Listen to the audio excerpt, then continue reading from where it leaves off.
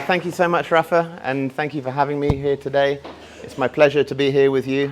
I am an international educator. I'm a teacher currently, a serial educator. I've taught in many different places, to many different ages, in many different institutions. But only recently have I become aware of my own learning journey, really, to push myself to learn properly, and effectively. You'll have to excuse me. I am not the complete master of my own mind, and I will use some help on my phone. I've enjoyed writing some things. I enjoy writing, so I've written some things, and I will, read a little and talk a little, but please excuse my black hole of a phone here that will drag my eyes sometimes. So this speech is titled, My Search for the Lost Tools of Learning. And this is how I am attempting to unlearn almost everything so that I can get back to the start and I can find the correct path to go down, okay? Because we learn so much through our lives and sometimes we get lost. So I've decided to come back to the beginning so I can find the correct path. And I'll start with a poem that I wrote last week in response to my situation here as an educator and as an educator in the world at the moment. So my poem goes like this. Why are we teaching our children to write? A device can do it for them. Why are we teaching our children to read? A device can do it for them. Why are we teaching our children to speak? A device can do it for them. Why are we teaching our children to think? So this is my poem and this is my response, and thank you so much. I use poetry in my life to express myself and to bring attention to things that pop into my mind and to share things and to try and simplify it to a very easy to digest nugget of information. So this is my poem as a response to my own life as a teacher, as an educator. So I stand here as a vulnerable person. My intellect is on show. I am on show. And I may be ill-prepared to speak coherently about this. But because I was not given the tools of learning as a child, I went through the state education system. And I wasn't given the true tools of learning, how to really learn, how to understand learning. But I am on a journey, and the end of the journey is to try and speak about these things. This is the last, one of the great things about the journey is you can try to speak about things. And so I like to challenge myself, and thankfully Rafa asked me to stand up, and it's a good chance to test myself and to test my own understanding of what learning means and to express it in a way that you can understand. Even people with limited English hopefully can understand something about what I say. And I want to start with a question.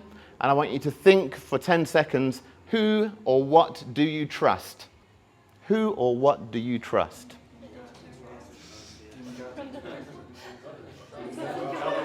Sorry? In God we trust. Well, there we go, yeah.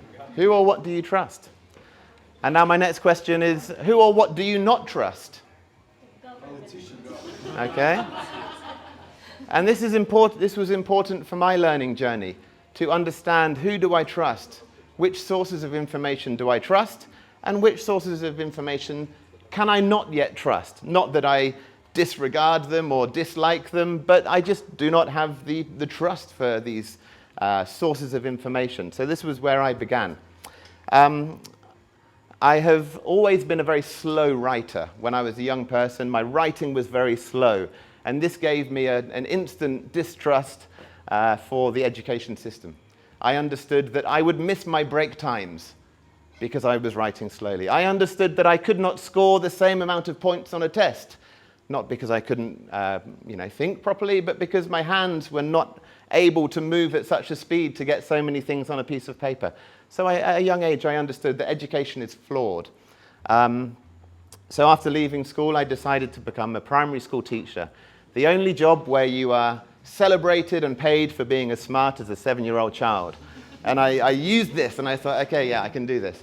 And I thought I was quite a knowledgeable guy.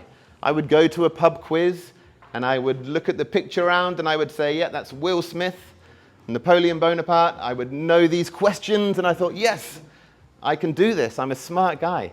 But, you know, trivia is not everything. So then the great change in my life came when I met my wife, who is the most critical person that I know.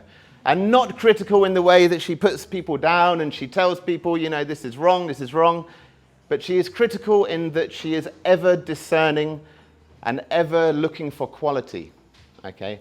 And she is ever looking for quality at the lowest price possible and in the most efficient way possible. And I learned what it means to be really interested in quality. And a great example was this. We had our first baby in Germany, and I read an article, and it said, you will spend £11,000 on your first baby in your first year. Well, we got through it with about £100 deficit, and our baby didn't complain at all, you know. She had a great first year. She had recycled clothes and, you know, things that cost very little money. And we got through very, you know, not cheaply, you know, with good value, you know. And as the world continued, I got this feeling that the world is spinning. And the world was spinning faster. And through my life, I feel like I've recognized that the world is going slightly faster and faster and faster, and to the point where we are now, where it's almost like it feels like it's spinning at a great speed. And as it spins, the narrative that I understood so easily began to crumble. The narrative that I got from the world around me started to just crack and break under the pressure, under the G-force of the world moving at a greater speed. And these cracks within the narrative, they started to look as though it was emptiness and a void. And the things that I understood were breaking apart, and I didn't know what to think anymore. And slowly, you know, I understood that what I knew is not really what I should know. And it may not be that I even know it at all. And the cracks grew wider, and the cracks about history, the cracks about society, about politics, about the media, and about education, the cracks grew larger and larger and larger. And as I peered into the gaps, I realized that they were not empty. But these gaps were actually full of light, full of different perspective, and full of new ideas that I hadn't yet encountered. And I started to look, and I started to realize that, okay, the narrative is broken apart, and there is a whole world in front of me of things that I had no idea about. And I opened my mind to these things, and it gave me a chance to begin to learn in what I thought was an effective way. The narrative that I was given is very narrow. As an Englishman growing up in a middle-class, white town on the side of the moorland, you are like a horse with blinkers in a race. And the narrative they give you is this narrow. And you look through this and you think, okay, here is the story of the world. This is what I understand. And there are oppositions. And we have the narrative set out in this narrow view. And it says, there is this side and there is this side. And these are the two sides of the narrative. But we all know that the narrative is actually much larger. They tell you that you are either red or you are blue. And if you are not blue, if you are not red, then you are blue. And if you are not blue, then you are a Trump-loving, gun-toting, cap-wearing, anti-pro something, you know, whatever it is. But this is the narrow view that we are given of this world. So now I've decided to force the cracks open and to break the narrative down. And I realize that what I really know, what I really understand, is just a drop in the ocean of everything. It's so tiny, and this is so inspiring to me to realize this and to look around and to see the potential of knowledge itself. Here is a list of things that I do not know. Okay, be careful. When I say some words, you may get triggered. Okay? But I am not saying that I know them. I am saying that I do not know them. You've got to be very careful. I do not know these things. I do not know what China is like. Russia, Mexico, Canada, I do not know what they are like, and I cannot form an opinion. I've never been there. I do not know what makes the sky blue. I do not know whether a great crisis is coming or not. I do not know how many parasites live inside me. I do not know the cure for cancer. I do not know whether war is for profit, whether COVID is a hoax, whether countries are corporations, whether tax is theft, whether the size and the shape of the earth is what I think it is. I do not know God. I do not know how 2 planes destroy 3 buildings. I do not know how many Bidens it takes to blow up a gas pipe. I do not know. I do not know. Okay? But sometimes I do know something, and the very little that I do know is a bit about education. You know, I decided education should be my profession, and so now that I don't understand or know anything, where I should start is with education. Okay, I should start to at least be a professional and to understand something. So, my wife introduced me to Steiner Education, and if you don't know Steiner Education, it's a very beautiful model of education. We studied this for 2 years, and I learnt a different perspective of education. And I learnt that children need to be understood, and the only way we can understand children is to understand ourselves, and, as the question asks, to improve ourselves and to work upon ourselves. And only when we work upon ourselves can we then work with children in an effective way. And I didn't do that for a long time. I worked with children without really understanding who I was or what I was doing. But now I feel like I'm working on myself so that I can work with children. It taught me to have a deep understanding of childhood development, and it taught me that to work with children we need to educate their head, their heart, and their hands. And this is a foreign concept to schools in many places around the world. But to truly connect, we need to work rhythmically with their head in an intellectual form. We need to work with their hands to increase dexterity and hand skills and do real work. And we need to understand and work with their heart in song, in poetry, in art, in a connection between human beings. And this was a great learning for me, and I really will take this for the rest of my life. And then later I found John Taylor Gatto, an incredible writer on education, and he wrote this incredible book called Dumbing Us Down. And this book is about the hidden curriculum of compulsory education, and there are 7 chapters about what education really teaches. And the chapters are called Confusion, Class Position, Indifference, Emotional Dependency, Intellectual Dependency, Provisional Self-Esteem, and we must teach children that no one can hide, and we are always looking, and we know everything that's happening. Okay, so this was another great formative book that I read, and I encourage you to look at John Taylor Gatto and anything that he's written, because it's a great other perspective on education, and this is another perspective that I now have in my toolbox that I can bring out when I am working with children. And then later on, I found something called the 7 liberal arts. And this is where my learning and understanding of how to learn myself has moved forward. And my speech is called My Search for the Lost Tools of Learning, because there is an incredible speech by a lady called Dorothy Sayers about the lost tools of learning.